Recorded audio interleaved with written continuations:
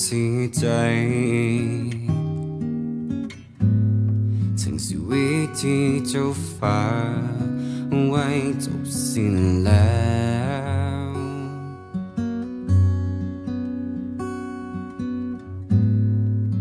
ทุ่มเททั้งกายให้ไปทั้งใจสิ่งสุดท้ายที่เขาฝากไว้มีเท่านี้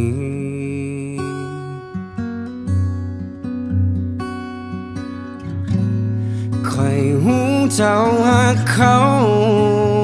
จะเป็นจะตายแบกหับความเสียใจหลายเกินจะเก็บไว้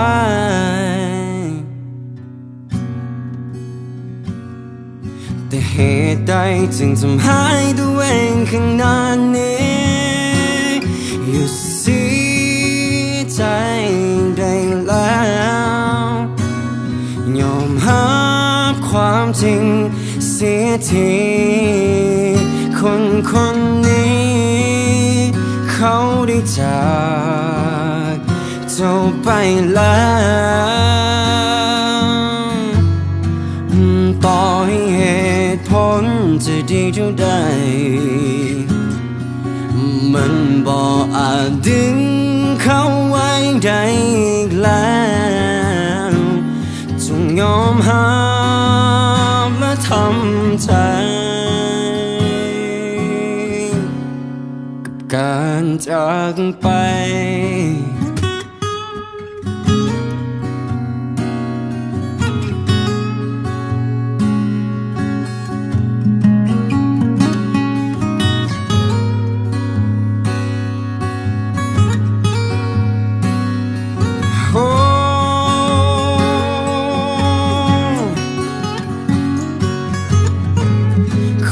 หูเจ้าว่าเขาจะเป็นจะตายแบกหับความเสียใจหลายเกินจะเก็บไว้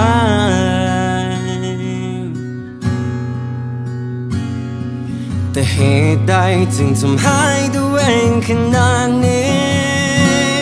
อยู่เสียใจได้แล้วยอมรับความจริงเสียทีคนคนนี้เขาได้จากเจ้าไปแล้วต่อให้เหตุผลจะดีเท่าใดมันบ่อาจดึงเขาไว้ได้อีกแล้วจงยอมรับและทำใจทั้งจะหากเท่าใดและหากจะเป็นจะตายแต่สุดท้ายเขาก็ไปและทิ้งจะไว้บ่อนี้